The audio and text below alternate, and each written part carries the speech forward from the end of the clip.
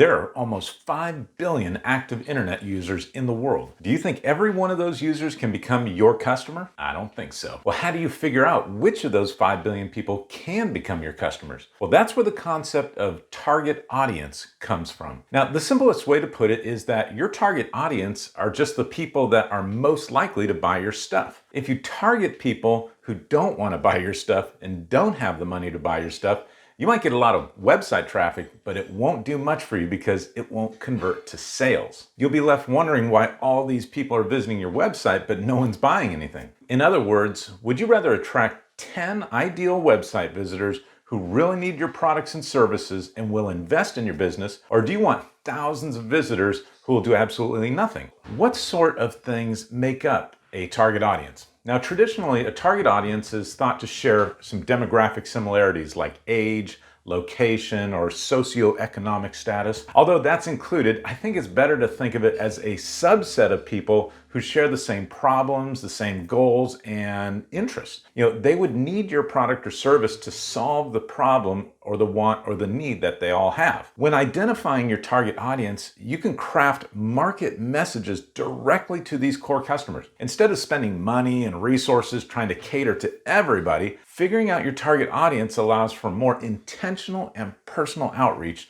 to those who are most likely to purchase your product. For example, if you were selling shoes, your target audience would be very broad because men, women, children, everybody wears shoes. On the other hand, let's say you're specifically selling high-performance running shoes. Then your target audience would be more niche, maybe elite athletes between the age of 20 and 40 who have expressed interest in running and have run a marathon.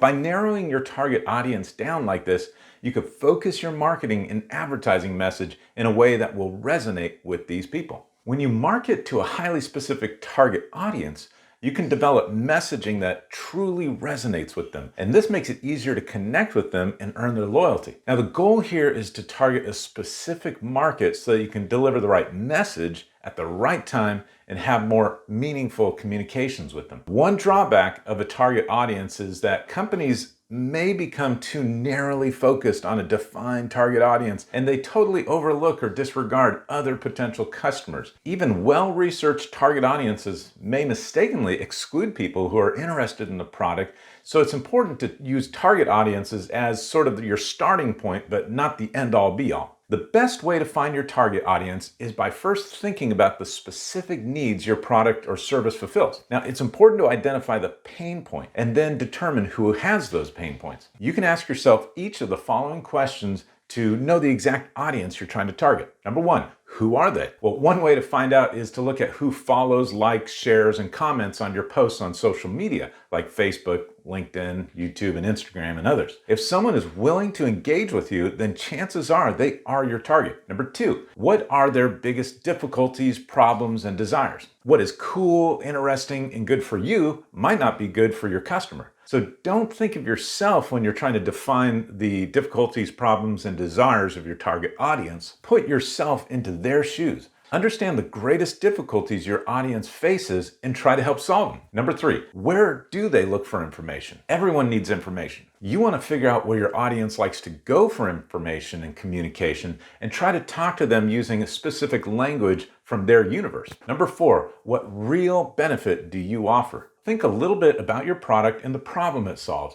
What benefits does your product or service offer? Try to find competitive advantages in your niche. Number five, what draws their attention negatively? Being optimistic helps a lot, but thinking about the negatives can also help, especially when we talk about target audiences. Better than considering what your audience wants, think about what they definitely don't want and what they want to avoid. Avoiding what they consider negative is the first step to gain their approval.